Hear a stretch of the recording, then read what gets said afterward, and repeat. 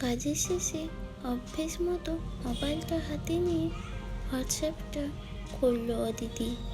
এক এক সবুজ বিন্দুতে আঙুল ছুঁয়ে চোখ বুলিয়ে নিচ্ছিল সে। বেশিরভাগই ওই গুড নাইট, গুড মর্নিং এই জমে থাকা মেসেজ। সৌজন্যতা রক্ষার্থে ঘনিষ্ঠ দু চারজনকে রিপ্লাইও দিতে হয়, আবেগে নয়। বেগে পড়ে এই মেসেজ চালাচালি দুধ ভালো লাগে না। দুটো শব্দ লেখারও জন্য কারো সময় নেই।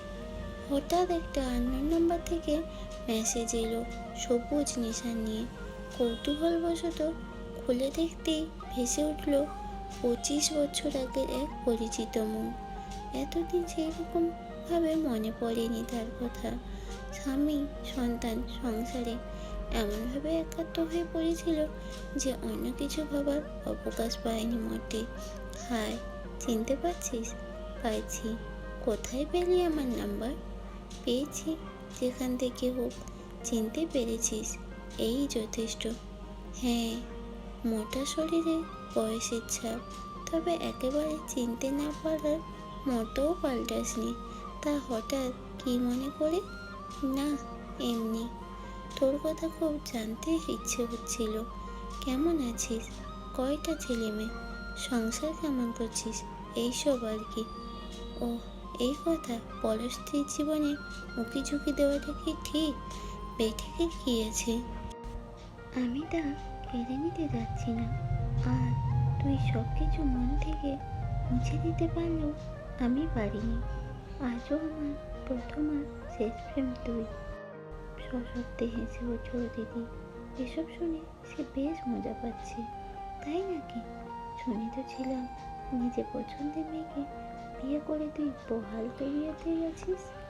এক ছেলেও আছে তোর? ও, তুই অন্যের মুখে ঝাল খেলি?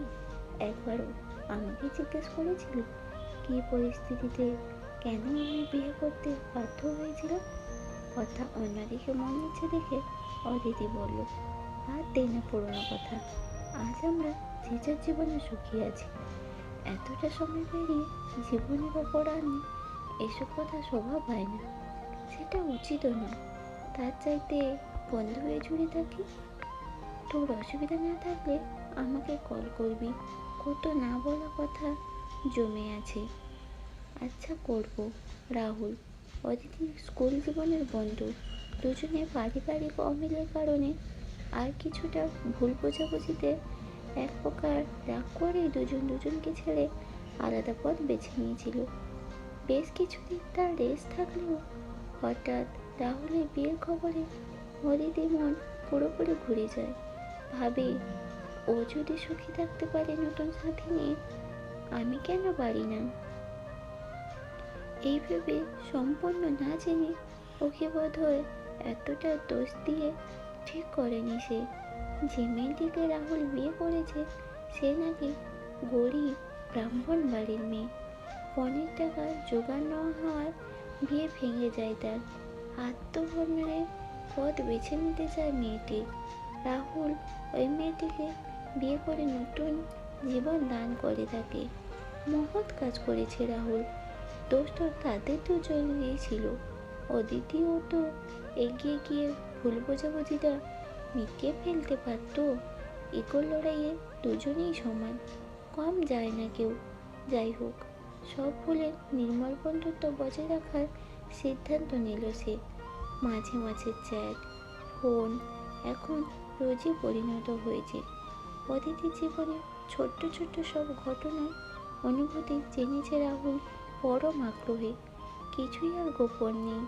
এর ফাঁকে রাহুল সমানে অদিতিকে বিশ্বাস দেওয়াতে চেষ্টা করছে যে তাদের পুরনো প্রেম আজও বেঁচে, সময়ের ধুলায় ঢেকেছিল কেবল। আর তাতে কোনো দোষও নেই। এইটুকু কাজ যদি চলতেই পারে, তারা সমস্ত কর্তব্য চুকিয়ে যদি একটু মনে খোরাক খোঁজে, ক্ষতি কী? অদিতি প্রতিটি মুহূর্তের খবর রাহুলের নখদর্পণে। একটু অনলাইন আসতে দেরি হলে রেগে যায় সে। হাজারো মিষ্টি কথা ফুলঝুরি। আজ এই বয়সেও একান্তে পেতে চায় অদিতিকে। অদিতির গায়ের গন্ধে মাদকতা আজও তার চেতনায়। ভাবলে পাগল করে তাকে, যে কোনোভাবে একবার অত্যন্ত মিলতে চাইছিস। শারীরিক দূরত্বটা হতে দেয় না। শেষে এমন হলো, অদিতিকে নানান মুহূর্তে নানান ফটোর ফরমেশ করতে থাকে। না পাঠালে রাগারাগি করে, মেসেজ করা বন্ধ করে দেয়। হাজার অনুরোধেও সে কোনো খারাপ ফটো পাঠায় না। বন্ধু রসিকতা ভেবে গুরুত্ব দেয়নি তেমন। শেষে বিরক্তি হয়ে অদিতি স্পষ্ট জানায়, না তো সে কোনো অনুচিত ফটো পাঠাবে, না খারাপ ভাষার উত্তর দেবে। তখন সেটা মেনে নিলেও ধীরে ধীরে রাহুলের ব্যবহার বদলে যেতে থাকলো। 1 দিন, 2 দিন, 5 দিন, 10 দিন হতে হতে ব্যবধান বাড়তেই থাকলো। তারপর দুম করে আবার মেসেজ করে পুরনো আমেজে আবার ডুব দেয়। অদিতি অসহিষ্ণু হয়ে রেগে গিয়ে 2-4 কথা শুনিয়ে দেয় তাকে। সরাসরি জানতে চায়, রাহুল কি চাই? উত্তরে বলে, ওই রকম ভদ্র ভাষায় কথাবার্তা বলা আমার পোষায় না। আমি তাই ইচ্ছে করেই এড়িয়ে গেছি। এতদিনের কথা না ধরে তুই তোর নিজের মতোই থাক। ওই রকম বন্ধুত্বে আমার দরকার নেই। ব্যাস, একদম চুপ। কোনো যোগাযোগ বা মেসেজ নেই। রাহুলের হঠাৎ এসে অদিতিকে এইভাবে নাড়িয়ে দিয়ে গায়েব হয়ে যাওয়াটা কিছুতেই মেনে নিতে পারছে না সে। বারবার ভাবছে, রসিকতা করছে না তো? অদিতি তো একজন প্রকৃত বন্ধু চেয়েছিল, যার কাছে অকপটে মনের সব কথা সে বলতে পারে, একসাথে হাসতে পারে, নিজেদের চাওয়া পাওয়ার আলোচনা করতে পারে। বিশ্বাস করেছিল চোখ বুঁদে। সবই মিথ্যে, নাটক, ছলনা। কোনো পুরনো প্রেমিক না হোক, বন্ধুও কি করতে পারে এমনটা? লজ্জা, অপমান, ঘেন্নায় নিজের গালে চড় কষাতে ইচ্ছে করছে তার। বারবার 2 চোখ জলে ভরে যাচ্ছে। এটাতে কার ভুল? কাউকে বন্ধু ভেবে ভরসা করাটা, নাকি পুরনো প্রেমকে প্রশ্রয় দেওয়াটা?